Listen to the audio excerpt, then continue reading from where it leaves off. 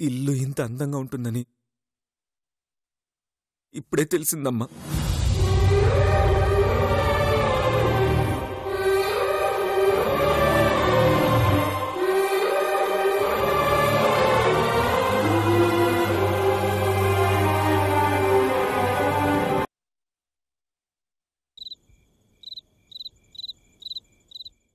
ఏది జరగకూడదని ఇన్నాళ్లుగా అందరికీ దూరంగా ఉన్నాను.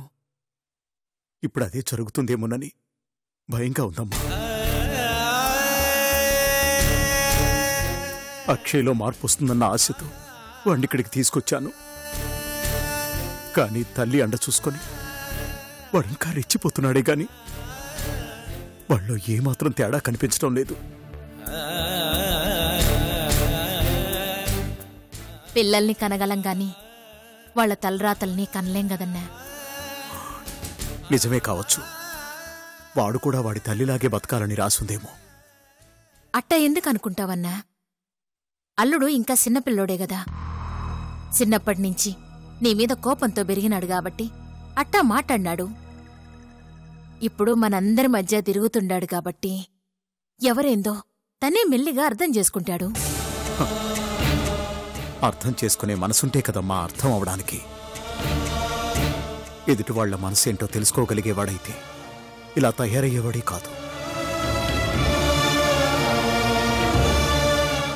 వాళ్లానే పెద్దిరెడ్డన్న కొడుకుని కూడా నేనే పెంచాను.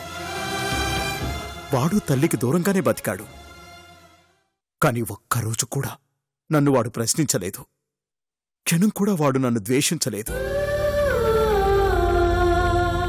అప్పుడే అర్థమైంది, పెంపకాన్ని బట్టి కాదు, తల్లిదండ్రులు పంచిన రక్తాన్ని బట్టి పిల్లల మనస్తత్వం ఆధారపడి ఉంటుందని.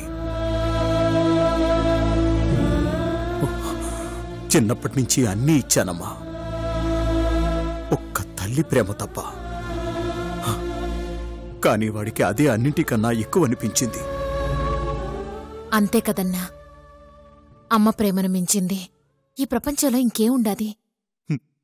కాని ఆ అమ్మే వాడికి పగని పంచుతుంది కదమ్మా. అన్నా, నువ్వావేశపడమోక.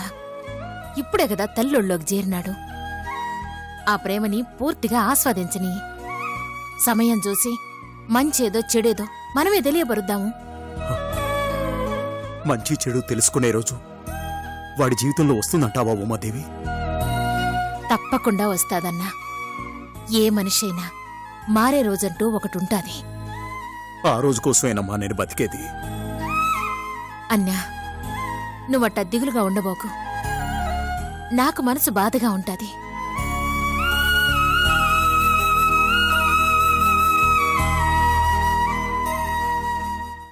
అవునన్నా, పెద్దిరెడ్డన్న కొడుకు ఏడుండాడు?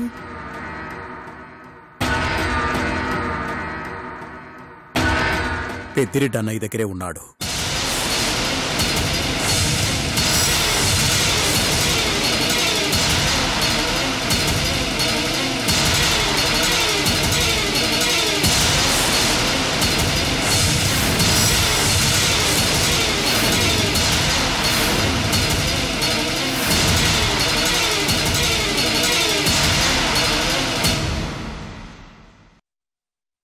ఏందన్నా నువ్వనేడిది? అవునమ్మా, అందరూ మారిన తర్వాత నేనందరితో కలవాలనుకున్నాను. కాని ఆ దేవుడు ముందు నుండి అందరినీ కలుపుతూ వచ్చాడు. సిరి, సంజయ్లు అమెరికాలో కలిసే చదువుకున్నారమ్మా.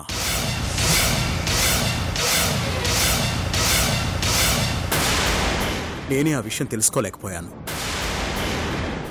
ఏంది? సిరి, సంజయ్లు స్నేహితులా?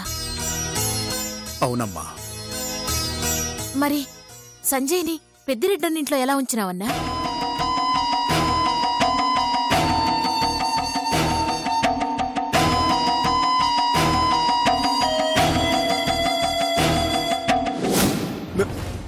నాన్న అక్షయ్,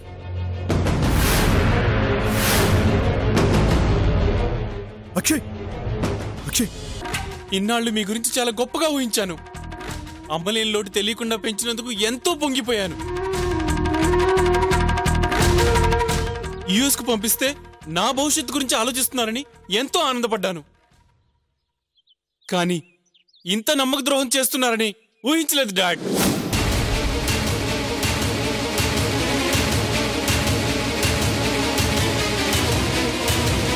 ఎవరో నిన్ను చంపాలనుకుంటే కాపాడి తీసుకొచ్చిన వాడిని నేనెలా నిన్ను చంపుకుంటాను రా? అసలు నువ్వు నా కొడుకువే కాదురా. నువ్వు నా అన్న కొడుకువిరా నువ్వు.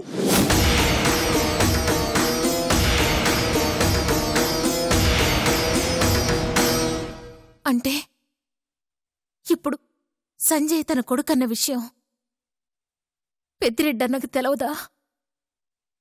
నేనే చెప్పొద్దన్నానమ్మా.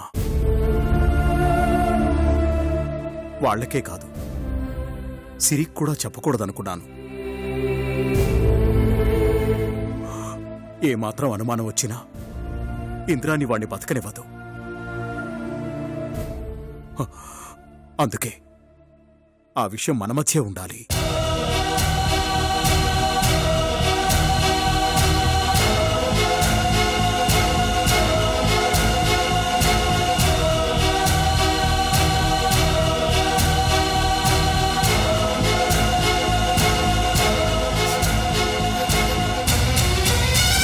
అట్నే అన్నా.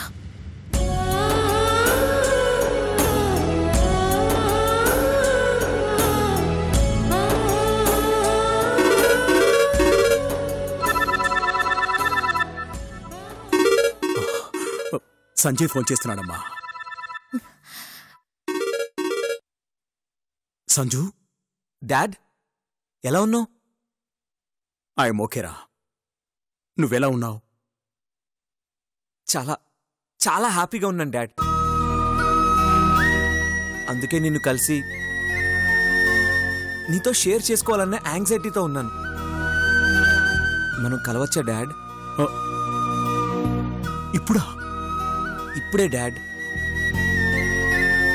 ఇప్పటికే మిమ్మల్ని చూసి ఒక రోజైంది.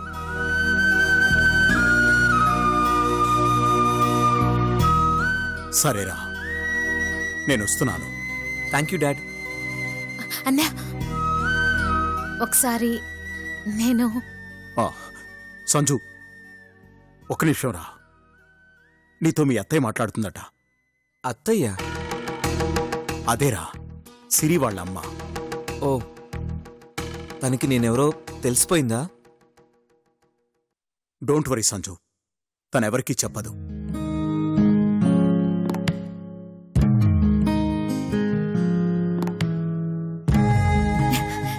సంజయ్,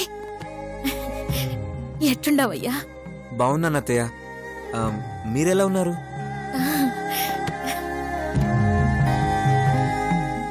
నీ గొంతు వింటా ఉంటే ఆనందంగా ఉన్నది సంజయ్. నాకు కూడా మీతో మాట్లాడుతుంటే చాలా హ్యాపీగా ఉంది అత్తయ్య.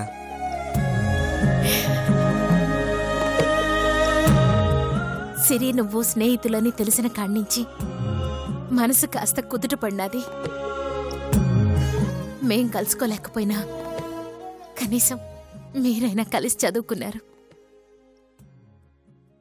సిరి నేను ఒకటే కుటుంబం అని తెలిసిన తర్వాత నాకు చాలా ఆనందంగా అనిపించింది అత్తయ్య.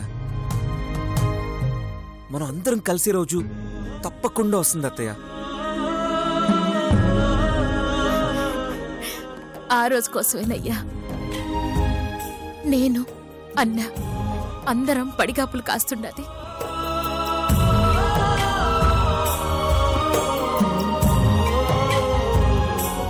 సరే అత్తయ్య, ఉంటాను. అట్నే అయ్యా, నువ్వు జాగ్రత్తగా ఉండు.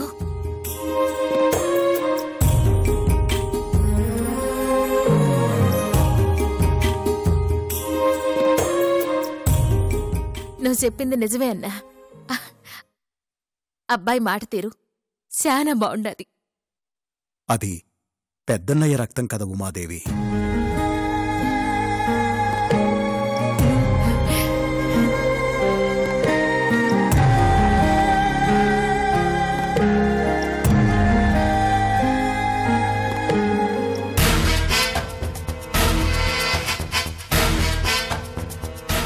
ఏందమ్మీది?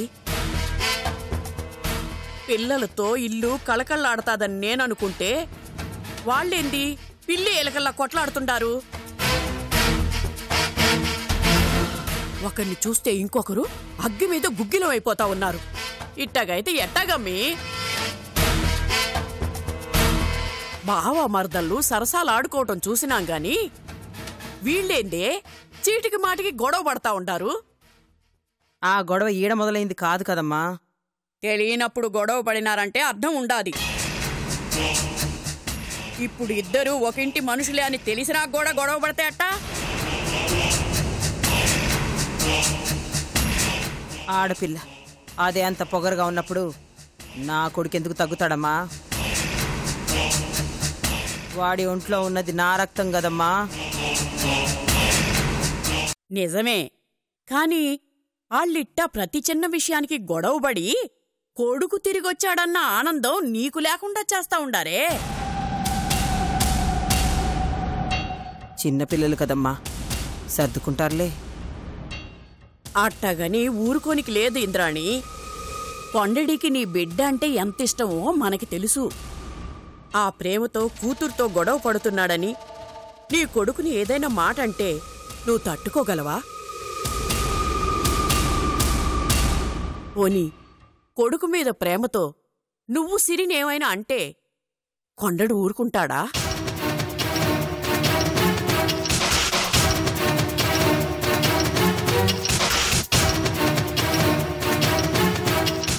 చిన్న గొడవలే కదా అని పట్టించుకోకుండా ఉంటే ఈ ఇల్లే చీలిపోయే ప్రమాదం ఉండాది. ఎన్నేళ్లుగా మీ అన్నా చెల్లెళ్ల మధ్య చిన్న గొడవ కూడా రాలేదు. అట్టాంటిది సిరి వచ్చినప్పటినుంచి చిన్న చిన్న మనస్పర్ధలు మొదలైనాయి. ఇప్పుడు నీ కొడుకొచ్చిన కాణ్ణుండి ఈ గొడవలు చినికి చినికి గాలివానలయ్యేలా ఉండాయి. ఇది ఏడదాకా పోతాదో అని భయంగా ఉండాది. ఇట్ట మనలో మనమే కొట్టుకు సచ్చి ఒకరికి ఒకరం కాకుండా పోతే పగోనికి బలం ఇచ్చినట్టవుతాది. అమ్మీ, మనం కలిసుంటేనే పగ సాధించగలుగుతాం. సిరికి మెల్లగా దగ్గరై దాన్ని గుప్పెట్లోకి తెచ్చుకోవాలని మనం చూస్తా ఉంటే నీ కొడుకు దానితో గొడవపడి దాన్ని మనకింకా దూరం చేస్తా ఉండాడు. ఇది ఇలాగే కొనసాగితే సిరి ఎప్పటికీ మన మాట వినదు. దీనికి ఏదో ఒక పరిష్కారం ఆలోచించాలింద్రమ్మా. దీనికి పరిష్కారం పరిణయమే అమ్మా.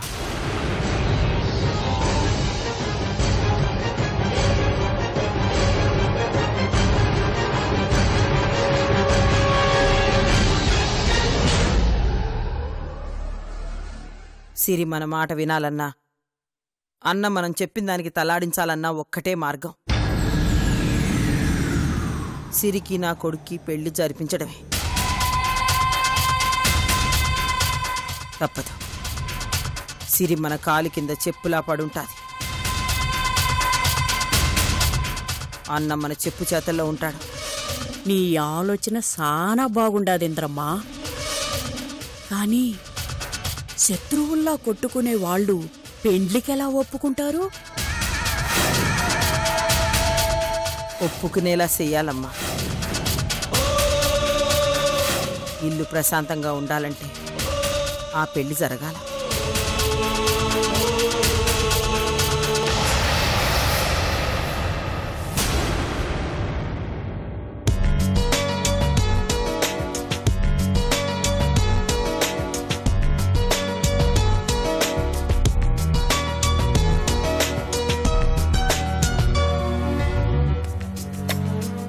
అక్షయ్, తీసుకోనానా.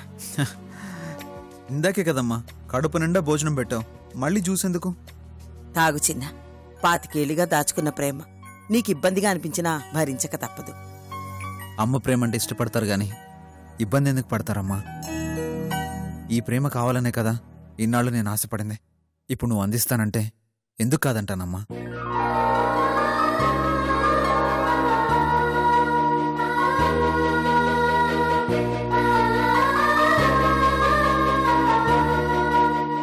ఇన్ని దినాలు ఈ అమ్మకు దూరంగా ఎట్టా ఉన్నావురా? ఏం చేయమంటావమ్మా? నువ్వెక్కడుంటావో తెలీదు, ఎలా ఉంటావో తెలీదు. నీ గురించి ఎన్నిసార్లు అడిగినా ఆయన నోరు విప్పేవాడే కాదు. బతిమాలను, బెదిరించాను, భయపెట్టాను. చివరికి నన్ను నేను నాశనం చేసుకుంటేనైనా ఆయన మనసు మారుతుందేమోననుకుని ఆ ప్రయత్నం చేశాను. అయినా మొండిగానే ఉన్నాడు గాని నీ గురించి ఒక్క మాట కూడా చెప్పలేదు. ఎందుకు చెప్తాడ్రా? నిన్ను కావాలని నా నుండి దూరం చేశాడు. 20 సంవత్సరాల నరకం చూపించాడు. ఎందుకమ్మా అతనికి మన మీద అంత కోపం? మన మీద కోపం కాదురా, వాళ్ళ అన్న మీద ప్రేమ. వాళ్ళు సంతోషంగా ఉండడం కోసం మనం నాశనం అయిపోయినా పర్లేదు. తల్లిని బిడ్డని వేరు చేసిన పాపం ఏ జన్మలో చేశానో కాని అనుక్షణం నేను నరకం అనుభవించానమ్మా. నువ్వెలా ఉంటావో తెలీదు, నువ్వేం చేస్తుంటావో తెలీదు. అసలు నువ్వు ఉన్నావా లేవా అని అనుక్షణం నేను నీ గురించి ఆలోచించేవాణ్ణి. రోడ్డు మీద పేరెంట్స్తో ఉన్న పిల్లల్ని చూసినప్పుడల్లా మా అమ్మ కూడా దగ్గరే ఉండుంటే నేను ఇంతే ఆనందంగా ఉండేవాణ్ణి కదా అనిపించేది.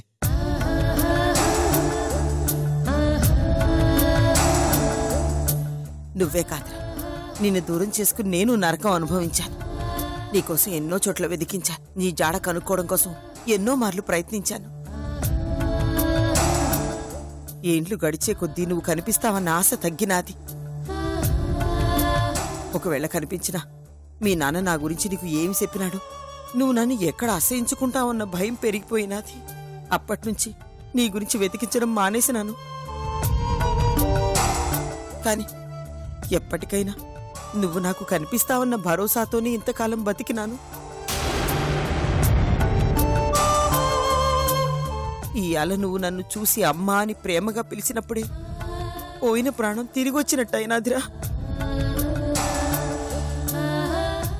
ప్రతి సంవత్సరం నీ ఫోటోకి పుట్టినరోజు శుభాకాంక్షలు చెప్పి తృప్తి పడేదాన్నిరా. ఈసారి ఫోన్లో విష్ చేసావు కదమ్మా. ఈ బర్త్డేకి నీ నుండి విషెస్ అందుకున్నాను కాబట్టే నిన్ను చేరుకోగలిగానమ్మా.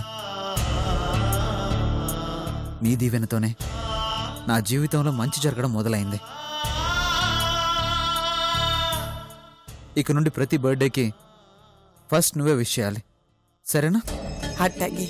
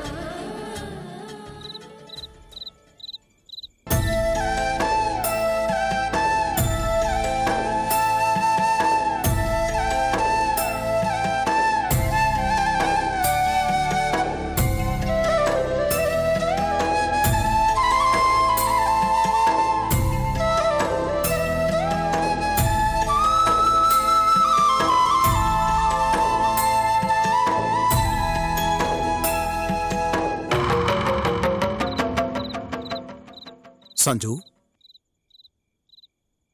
డాడ్,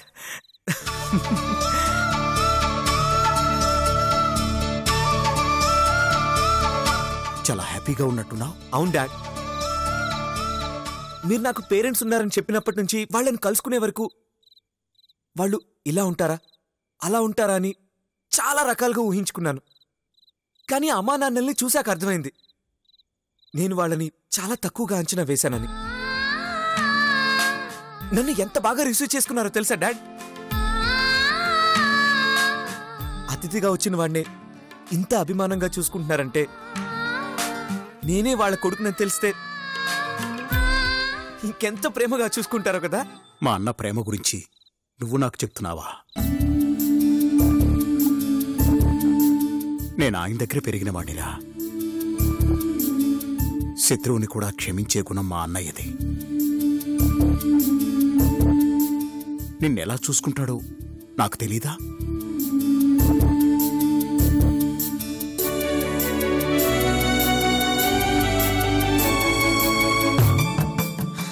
ఇక్కడికి వచ్చాక తెలిసింది డాడ్, ఇన్నాళ్ళు నేను ఏం మిస్ అయ్యాను.